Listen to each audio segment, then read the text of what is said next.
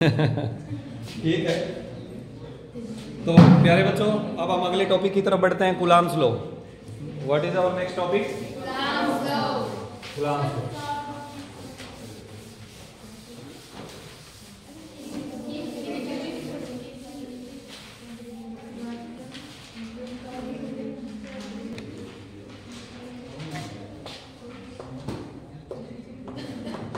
Coulomb's law,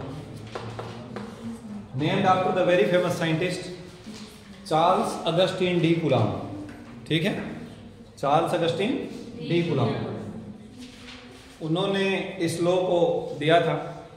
क्या law क्या है?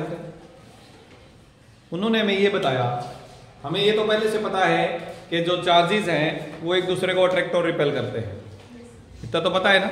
yes, कितने फोर्स से करते हैं ये बात हमें सर कूलॉम ने बताई। ठीक है, देखते हैं कि कूलॉम्स लॉ क्या कहता है। पहले समझिए फिर लिख लेंगे। ये लॉ ये कहता है कि ये मान लीजिए कोई पॉइंट चार्ज है, दोनों क्या है बेटे? Point charge. ध्यान रखना इस बात पे, चार्ज पॉइंट चार्ज है। एक है Q1 और एक है Q2, और एक दूसरे से R डिस्टेंस पर रखे हुए हैं। कितने डिस्टेंस पर रखे हुए हैं? R डिस्टेंस पर रखे हुए हैं। तो चार्ल्स अगस्टीन डी कूलॉम ये कहते हैं कि ये दोनों एक दूसरे को या तो अट्रैक्ट करेंगे या रिपेल करेंगे, डिपेंडिंग अपॉन कि ये पॉजिटिव है कि नेगेटिव। लेकिन दोनों के बीच में जो फोर्स है ना वो कितना होगा? तो ये कहते हैं कि दोनों चार्ज को मल्टीप्लाई कर दो, इस मल्टीप्लाई के डायरेक्टली प्रोपोर्शनल होगा फोर्स। दोनों चार्ज को मल्टीप्लाई कर दें, गुणा कर दें, जितना ज्यादा ये आंसर आएगा उतना ही ज्यादा फोर्स होगा। यानी अगर दोनों की मल्टीप्लाई डबल कर दी जाए तो फोर्स डबल हो जाएगा। अगर दोनों की मल्टीप्लाई 4 गुना कर दें तो फोर्स 4 गुना हो जाएगा। अगर दोनों की मल्टीप्लाई 8 गुना कर दें तो फोर्स 8 गुना हो जाएगा। क्या इतनी बात समझ आई? yes, sir। दूसरा पॉइंट इन्होंने ये कहा कि ये जो डिस्टेंस है ना बेटे, इस डिस्टेंस के स्क्वायर के इनवर्सली प्रोपोर्शनल है ये force.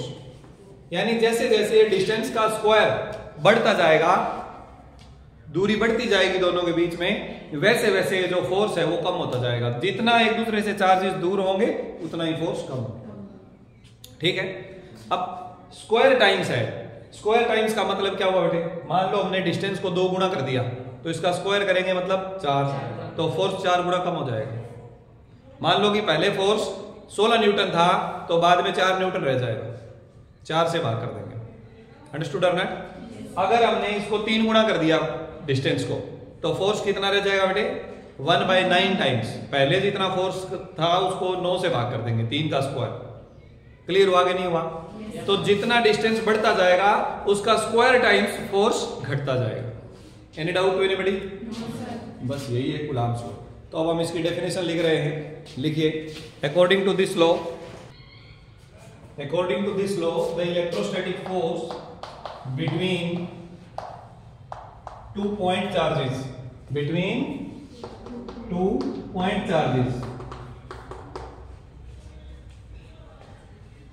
kept at some distance, kept at some finite distance,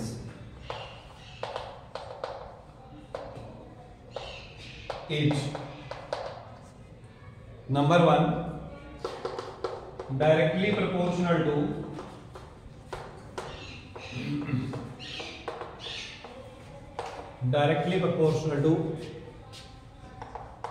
product of 2 charges,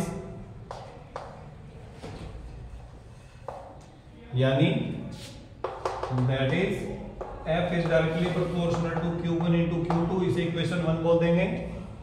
and number 2, inversely proportional to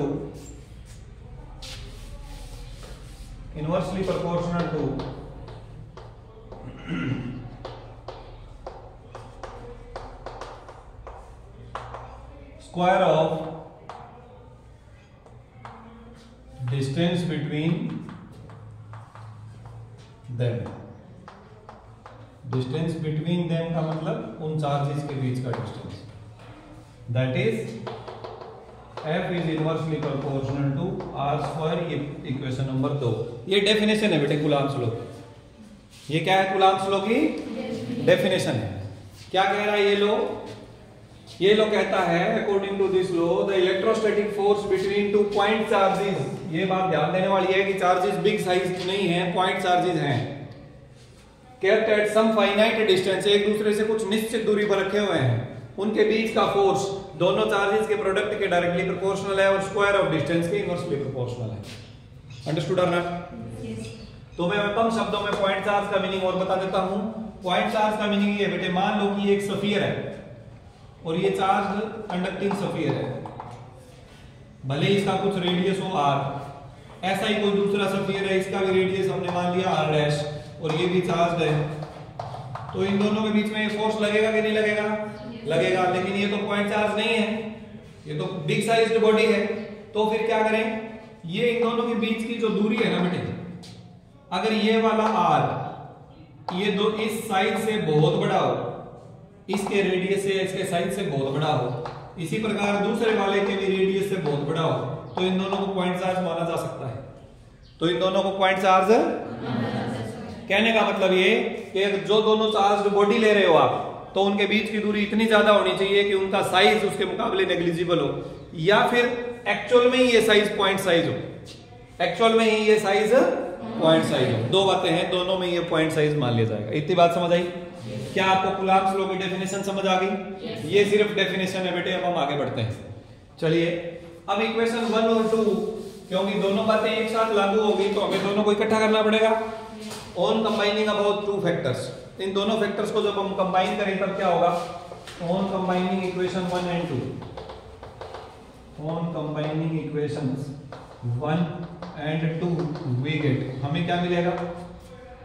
यहां लिख देते हैं, ध्यान देना बेटे, F Q1 Q2 के तो डायरेक्टली प्रोपोर्शनल है और R स्क्वायर के इनवर्सली प्रोपोर्शनल है, तो इस पूरे के डायरेक्टली हो जाएगा ना Q1 into Q2 divided by R square, ये पूरे फैक्टर के डायरेक्टली प्रोपोर्शनल हो गया। अगर ये पूरा फैक्टर बढ़ेगा तो F बढ़ेगा, ये पूरा घटेगा तो F घटेगा। क्लियर हुआ? अब इसका मीनिंग भी समझ लो। मुझे एक बात बताओ, फटाफट से बताना, दिमाग की खिड़कियां खोल के रखो। दोनों चार्ज को डबल कर दूं तो फोर्स कितने गुना हो जाएगा? 4 गुना। गुणा के डायरेक्टली प्रोपोर्शनल है ना। अगर पहले को 2 गुना कर दूं, दूसरे को 3 गुना कर दूं तो फोर्स कितने गुना हो जाएगा? 6 गुना। दोनों को 4-4 गुना कर दूं तो फोर्स कितना हो जाएगा? 16 गुना। डिस्टेंस की बात करते हैं, डिस्टेंस डबल कर दूं तो फोर्स कितना हो जाएगा? 1/4 टाइम्स। डिस्टेंस को 3 टाइम्स कर दूं, 3 गुना, तो फोर्स कितना हो जाएगा? 1/9 टाइम्स। इसको मैं 4 टाइम्स कर दूं तो फोर्स 1/16 टाइम्स। ये तो बात थी अलग अलग। अब दोनों इकट्ठे, दोनों चार्ज को डबल कर दूं और डिस्टेंस को भी डबल कर दूं, दोनों चार्ज को भी डबल कर दिया, डिस्टेंस को भी डबल कर दिया। अब बताओ क्या होगा? सोचो बेटे, उतना ही होगा। बताओ दोनों चार्ज को डबल करने से क्या होगा? मुझे एक बात बताओ, इधर बोर्ड पे ध्यान दो। पहला हमने क्या किया? दोनों चार्ज को डबल किया। दोनों को डबल करने से फोर्स कितना हो जाएगा? बोलो। 4 गुना हो जाएगा ना। मान लो पहले F था, बाद में कितना हो गया? 4F। डिस्टेंस को डबल करने से 1/4, तो कितना रह गया बेटे? उतना ही रहेगा, जितना पहले था उतना ही हो गया। क्लियर? एक और बात सुनो, चार्ज तो दोनों डबल कर दूं और डिस्टेंस आधा कर दूं। दोनों चार्ज को क्या कर दिया? डबल। डिस्टेंस को क्या कर दिया? आधा। तो बताइए फोर्स का क्या होगा? बोलो शाबाश।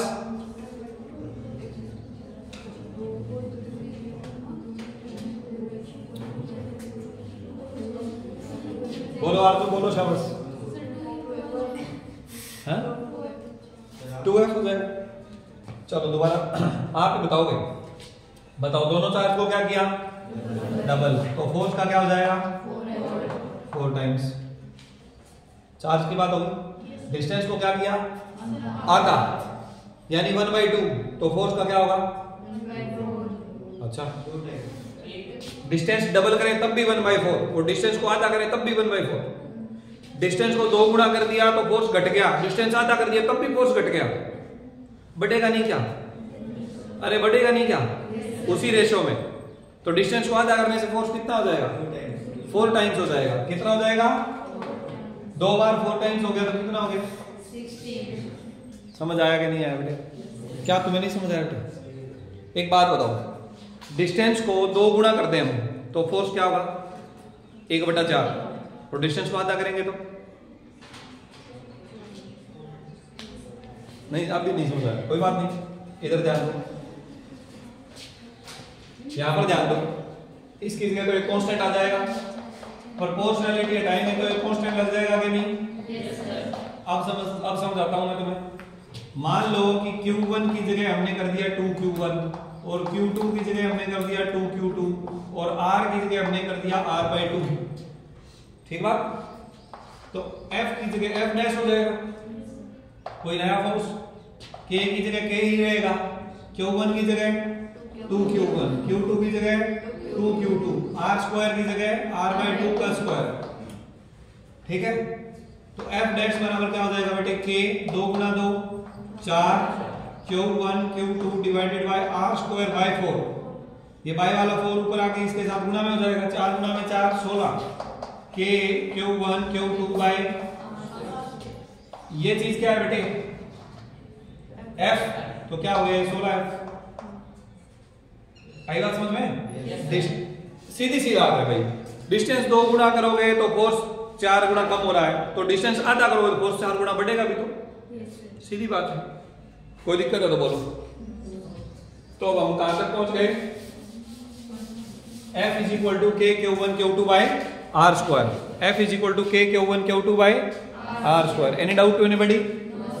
ठीक है, अब ध्यान देना बेटे, यहां पर K क्या है? Constant of proportionality. पूरा बोला करो, K क्या है? Constant of proportionality. Here K is constant of proportionality, यानी जब हमने प्रोपोर्शनल का साइन हटाया तो हमारे पास ये कांस्टेंट लग गया। क्लियर बात? इसकी वैल्यू कितनी होती है? ध्यान से सुनो। K इज इक्वल टू, इसकी वैल्यू होती है बेटे 1/4 पाई एप्सिलॉन नॉट। K की क्या वैल्यू होती है? 1/4 पाई एप्सिलॉन नॉट। ये बेटे जो वैल्यूज होती है ना, ये अपनी मर्जी से लगाई गई नहीं होती कि कुलाम सर का मन किया और ऐसी वैल्यू चिपका दी इधर, और अगर उनका मन कुछ और कर जाता तो कुछ और लिख देते।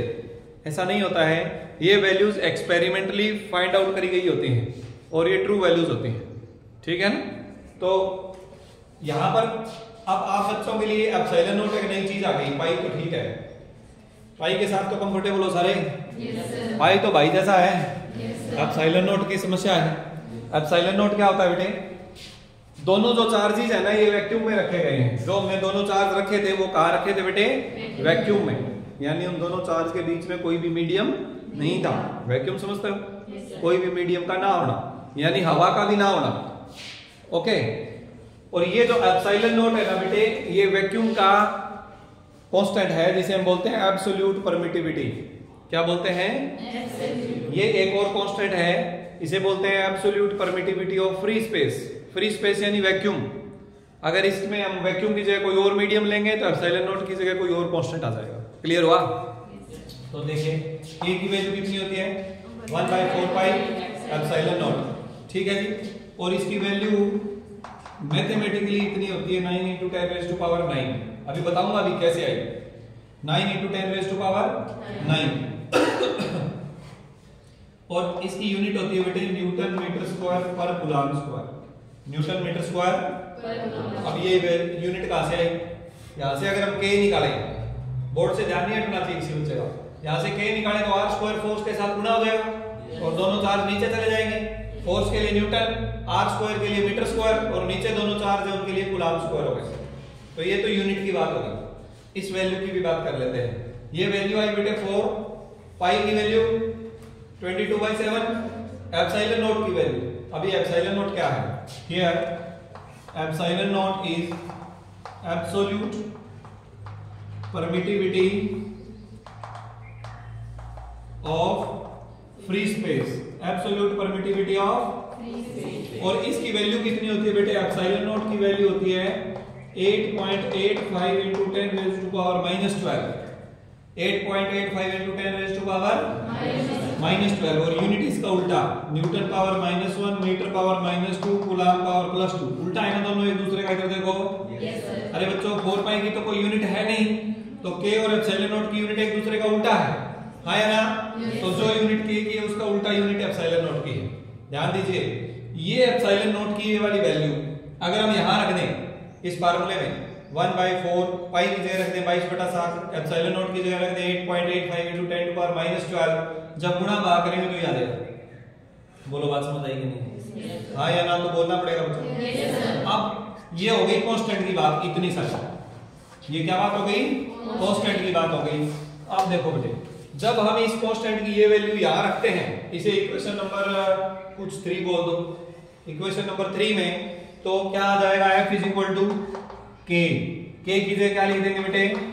1/4 pi epsilon naught into q1 q2 by r²। बोलो यहां पे कोई दिक्कत है?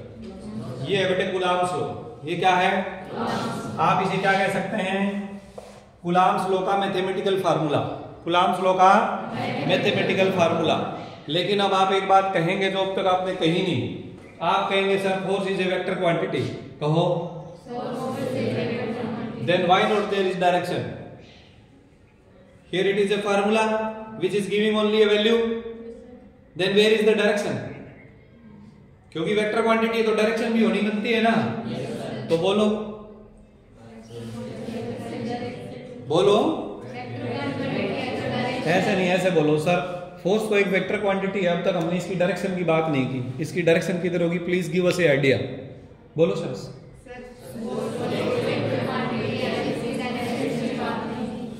ऐसे मैं आपसे क्यों बुलवा रहा हूं? क्योंकि आपको बोलना चाहिए, खुद ही ध्यान रखना चाहिए कि जो वेक्टर क्वांटिटी हो तो हमें डायरेक्शन लगानी है, स्केलर हो तो डायरेक्शन की जरूरत नहीं है। चलिए अब हम डायरेक्शन की बात कर लेते हैं। ठीक है, ध्यान देना बेटे। मान लेते हैं कि ये वाला चार्ज है पॉजिटिव और ये वाला चार्ज है नेगेटिव। वैल्यू लिखने की जरूरत नहीं, +q -q मान लेते हैं। ठीक बात? तो ये +q वाला चार्ज इसे अपनी तरफ खींचेगा ना? हाँ या ना? बोलो बेटे। हम फोर्स कहां से कैलकुलेट कर रहे हैं? प्लस वाले चार्ज से। किस पर लग रही है फोर्स? माइनस वाले पर। तो डिस्टेंस कहां से लेंगे? प्लस से या माइनस से? बोलो बेटे। अच्छा एक बात बताओ, यहां से उस बिल्डिंग की, सामने वाली बिल्डिंग की दूरी मेजर करनी हो, डिस्टेंस मेजर करना हो, कहां से लेंगे? यहां से कि वहां से? वैसे तो कोई फर्क नहीं पड़ता है, तो दोनों बराबर ही। बट फिर भी शुरू कहां से करेंगे? इधर से कि उधर से? इधर से ही ना। या फिर ऐसा भी हो सकता है कि नहीं भाई पहले मैं तो वहां जाऊंगा, वहां से इधर मेजर करूंगा। मीनिंगलेस सी बात है ना। तो इसका मतलब डिस्टेंस हमेशा सोर्स से ली जाती है। डिस्टेंस कहां से ली जाती है? सोर्स से। जो फोर्स लगा रहा है वो सोर्स चार्ज है बेटे। जो फोर्स लगा रहा है वो कौन है? Source charge. और जिस पर फोर्स लग रहा है वो कौन है? Test charge. वो कौन है? Test charge.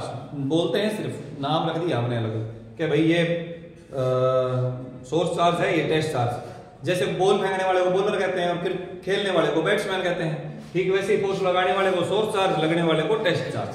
कोई दिक्कत नहीं। Is it okay now? ठीक है बेटे। तो डिस्टेंस कहां से ली हमने? इससे इधर। हाँ या ना? बोलो। तो ये तो हो गया बेटे r वेक्टर, इधर है, और ये हो गया बेटे f वेक्टर, इधर है। हाँ या ना? बोलो। कोई दिक्कत किसी को? तो ये एक दूसरे का उल्टा है कि नहीं है? हाँ या ना? उल्टा है। अच्छा, अगर ये पॉजिटिव चार्ज होता तो ये फोर्स किधर लगती? इधर। तब ये दोनों एक तरफ ही होते। Is it okay? तब ये दोनों एक तरफ ही होते। और अगर ये दोनों नेगेटिव चार्ज होते तब भी ये दोनों एक तरफ ही होते। हाँ या ना? इसका मतलब ये हुआ बेटे कि अगर तो है लाइक चार्जेस मतलब सेम दोनों नेगेटिव या दोनों पॉजिटिव, तो फोर्स और डिस्टेंस एक ही तरफ होंगे।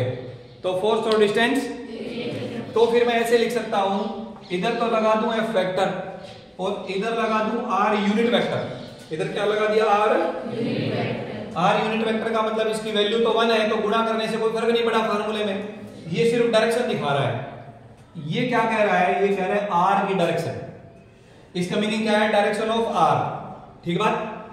वैल्यू इसकी है 1, तो इसको गुणा करने से कोई फर्क पड़ा? 5 को 1 से गुणा करेंगे 5 ही रहेगा, तो इस पर कोई फर्क नहीं पड़ा। लेकिन क्या दिखा दिया हमने? दिखा दिया कि R की जो डायरेक्शन है वही डायरेक्शन F की है। Is it okay? लेकिन अगर यहां एक चार्ज प्लस हो एक माइनस हो, तब F और R उल्टी दिशा में हो जाएंगे ना बेटे। तब हम क्या करें? मान लो एक प्लस है एक माइनस है, तो फिर हमें यहां माइनस लगाना पड़ेगा। इसका मीनिंग क्या? इसका मीनिंग है कि F जो है वो R यूनिट वेक्टर की उल्टी डायरेक्शन में है, जिधर R है F उसका उल्टा है। इसका मतलब मैं इसके आगे प्लस माइनस लगा दूं तो कोई दिक्कत है? प्लस किसके लिए? प्लस कब? लाइक चार्जेस के लिए। माइनस कब? अनलाइक चार्जेस के लिए। तो plus for like charges and minus for unlike charges.